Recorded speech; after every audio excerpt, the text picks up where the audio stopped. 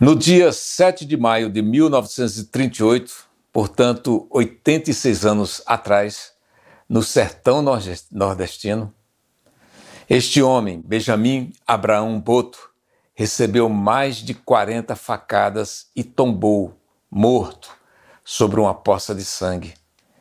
Os laudos da época falam em 42 facadas, mas há registros, talvez com certo exagero, de mais de 50 golpes. Benjamin Abraão não era uma figura qualquer. Ele era alto, forte, elegante, andava sempre em roupas finas, chamava a atenção. Uma figura que se destacava no meio de sertanejos pobres e desnutridos. Quando falava, via-se logo que se tratava de um estrangeiro.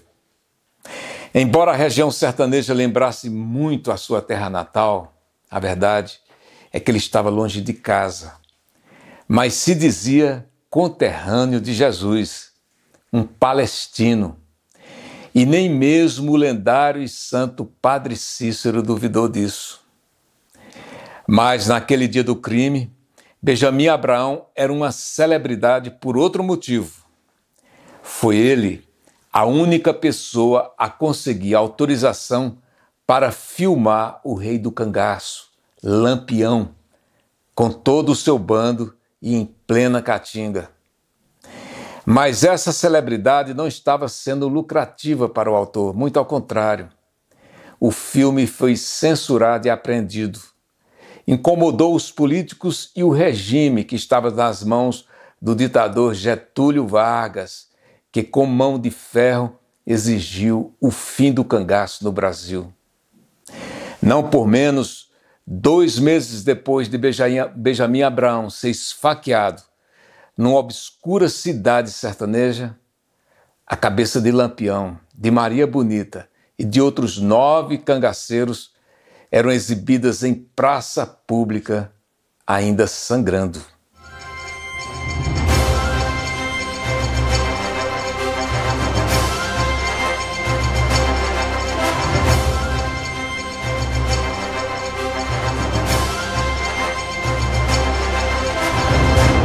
Olá a todo mundo, esta é a edição número 25 deste canal, da minha bolha. Cada episódio, como se fosse uma espécie de um mini documentário dentro daquilo que a gente se propôs a fazer desde o início. Oferecer entretenimento, sim, mas com um enfoque jornalístico, cultural, sério, abrangendo uma variedade de temas que tem obrigado toda a nossa pequena equipe a pesquisar, estudar muito, para oferecer um produto com conteúdo, para que no final de cada episódio, você que nos assiste possa se sentir recompensado ou recompensada pelos minutos que dedicou à nossa audiência. Acho que não é demais pedir agora para que você aproveite o momento para apertar o botão do gostei, no dedo para cima, se inscrever no canal se ainda não é inscrito e recomendar, compartilhar com os parentes, amigos e amigas de quem você gosta. Essa é a nossa recompensa. Agora vamos ao tema. O assassinato do homem que filmou Lampião, e na época isso foi um grande feito, filmar Lampião hoje seria um furo de reportagem digno de todos os prêmios. Foi um misto de ousadia e coragem. O assassinato do autor dessa façanha, transcorrido todo esse tempo, ainda é marcado pelo mistério. Cheio de perguntas sem respostas. Um quebra-cabeças cujas peças não se encaixam perfeitamente para concluir uma história coerente. Como também estão sem respostas algumas circunstâncias da vida e principalmente da morte de Lampião. É bom que se diga.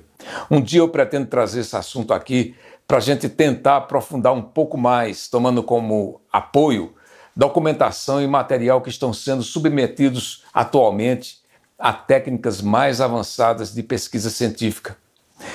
Benjamin Abraão encontrou a morte em Itaíba, que na época do crime era um distrito do município de Águas Belas, no agreste de Pernambuco. A primeira pergunta que fica, o que fazia Benjamin Abraão naquele lugar, naquele fatídico dia? Nesse ponto, nós notamos como esse imigrante palestino parecia atraído a trilhar caminhos perigosos num sertão de tocaias, de armadilhas, de traições e de muita violência. Certamente foi a escolha que fez.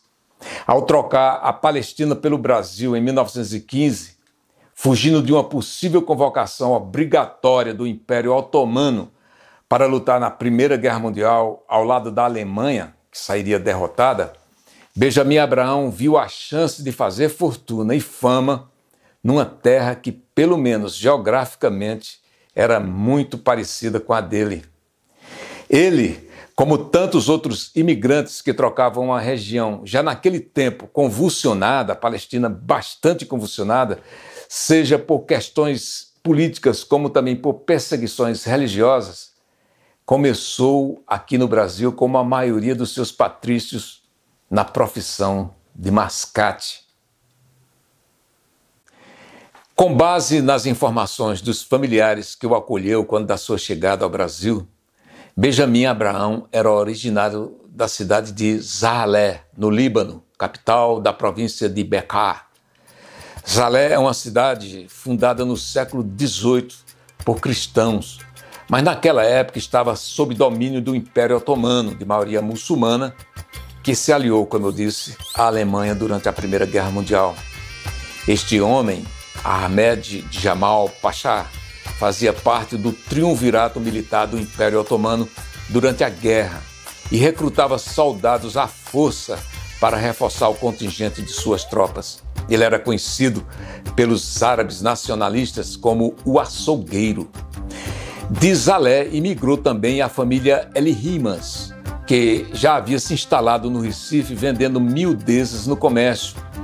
E dentro da tradição de solidariedade e hospitalidade árabes, ainda mais com os parentes, ainda que distantes, acabou recebendo o jovem Benjamin, que em 1915 contava apenas 14 anos de idade. A maioria, para não dizer a totalidade dos imigrantes que vinham do Oriente Médio para o Brasil naquela época, se dedicava de corpo e alma ao comércio ambulante, ao mascate. Mascatear até hoje é sinônimo de comerciar mercadorias. O mascate era uma figura esperada com ansiedade pelos moradores do interior, onde faltava de tudo. Com malas enormes carregadas em mulas, jumentos e cavalos, os mascates ofereciam de tudo um pouco, desde agulhas, linhas, tecidos, panelas, até alguns produtos de luxo. Os perfumes, por exemplo, eram muito apreciados pelos cangaceiros e deram origem a muitas histórias de anedotas e fantasiosas a respeito. Lampião, no filme que vamos mostrar, aparece jogando perfume na roupa de Maria Bonita e até na direção do cinegrafista. Foi assim, mascateando de cidade em cidade, que Benjamin Abraham chegou em Juazeiro do Norte, no Ceará, a Meca do Nordeste. Atraído, claro, pela figura mítica, e era mais do que isso, era uma figura política, no sentido lato da palavra, do padre Cícero Romão Batista, o padrinho Cícero, que mesmo em vida já era considerado um santo pelos sertanejos. Chegava-se a dizer que o padre Cícero era a quarta pessoa a compor a Santíssima Trindade. Este filme é um dos poucos a mostrar a figura do padre Cícero. É uma raridade, resgatada por Alexandre Wolffs, da Fanfilmes, nos anos de 1950, que mostra a cidade se preparando para inaugurar uma estátua do padre milagreiro com a presença do governador, então, do Ceará, Moreira da Rocha. Já nessa época, as romarias de fiéis a Juazeiro atraíam milhares de nordestinos e o comércio na cidade fervilhava. Para Benjamin Abraham, era a terra prometida e não tardou em chamar a atenção do próprio padre Cícero, aquele homem comunicativo, bem vestido e instruído. O séquito do padre Cícero, é bom lembrar, era formado por beatas e homens rudes, analfabetos, sem nenhuma experiência em tratar de finanças e administração, no momento em que os cofres e armazéns da igreja estavam abarrotados de esmolas e donativos. Para conquistar a confiança não só do santo de Juazeiro, como também do entorno, especialmente a beata mocinha, a prova viva de um milagre de Padre Cícero, Benjamin Abrão afirmou que era da pátria de Jesus, a Palestina, que nasceu em Belém, a mesma cidade de Cristo. Aquilo, claro, deve ter causado um forte impacto em toda a comunidade. O homem era conterrâneo do Filho de Deus. Com essas credenciais, Benjamin Abrão trocou a vida de mascate para ser secretário particular de Padre Cícero e obteve autorização para morar na casa paroquial. E aí foi uma guinada em sua vida. Subitamente, ele se viu transformado em um homem da sociedade. Primeiro, ganhando muito dinheiro sem muito esforço, vendendo aos romeiros objetos que dizia serem abençoados pelo Padre Cícero. Mas consta também que foi muitas vezes acusado de estar desviando dinheiro da paróquia para gastar em jogos de azar nas noites de Juazeiro. Boêmio era também uma característica desse libanês. Provavelmente, nem tudo chegou aos ouvidos do Padre Cícero, que manteve ele no cargo.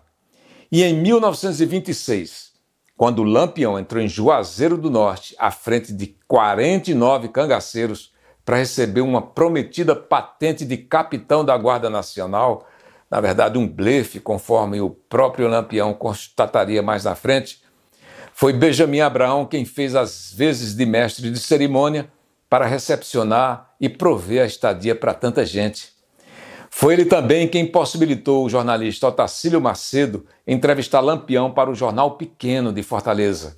E também aquela sessão de fotos para os fotógrafos Pedro Maia e Lauro Cabral, que mostraram ao país o jovem Lampião em poses elegantes, à la Rodolfo Valentino, e que impressionaram o imaginário popular.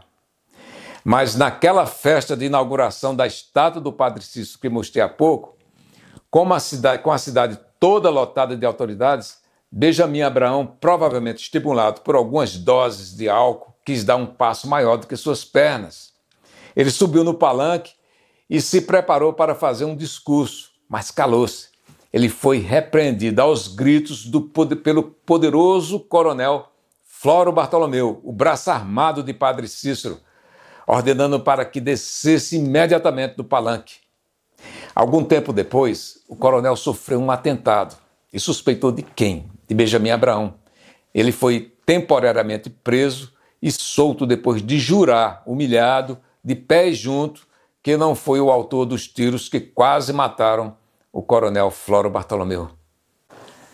Tudo para Benjamin Abrão era negócio. E ele não queria perder nenhuma oportunidade para chamar a atenção dos grandes centros, especialmente a capital do Brasil na época, o Rio de Janeiro.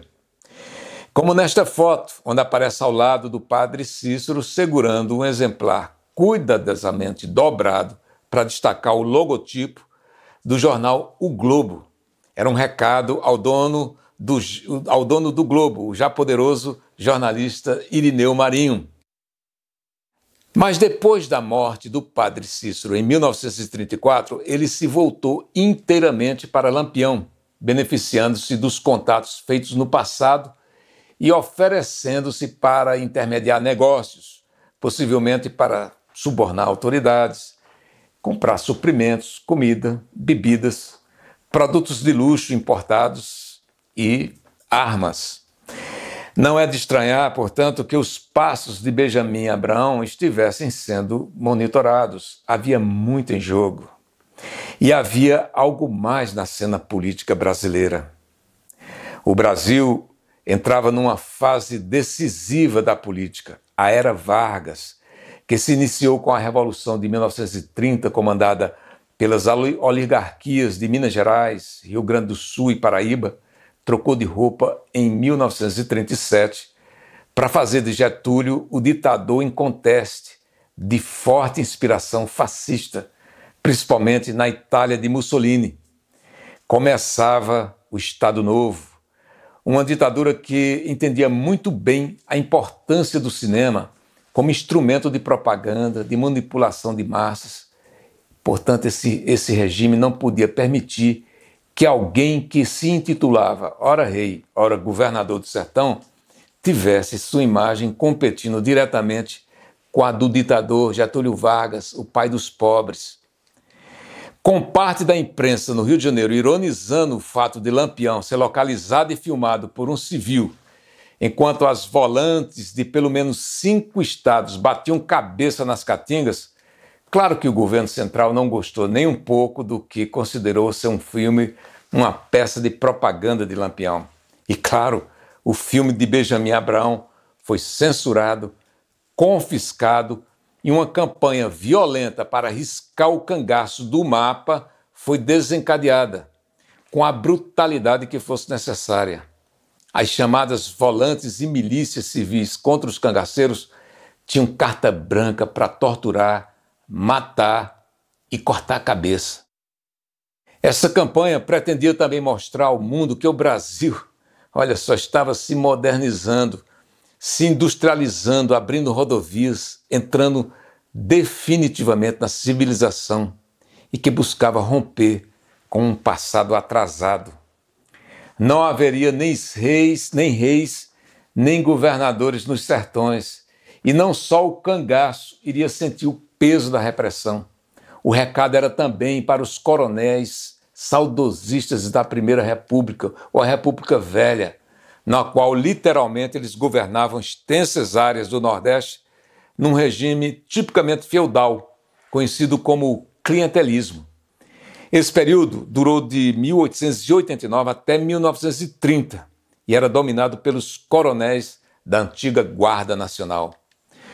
O coronel Horácio de Matos, o maior dos coronéis da Bahia, símbolo maior do coronelismo caudilhesco, ele foi o primeiro a tombar sob circunstâncias que permanecem em mistério até os dias de hoje.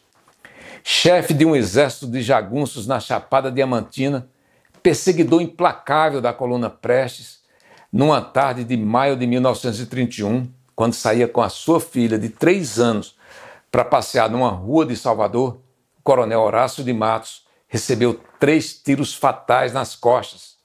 Estava morto, mais um governador do sertão.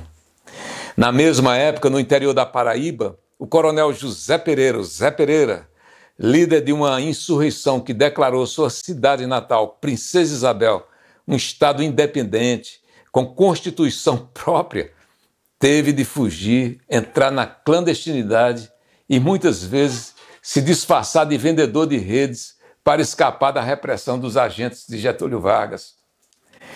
Não há notícia de que os excessos cometidos pela repressão getulista no sertão, e não foram poucos, tenham resultado em algum inquérito, em alguma punição.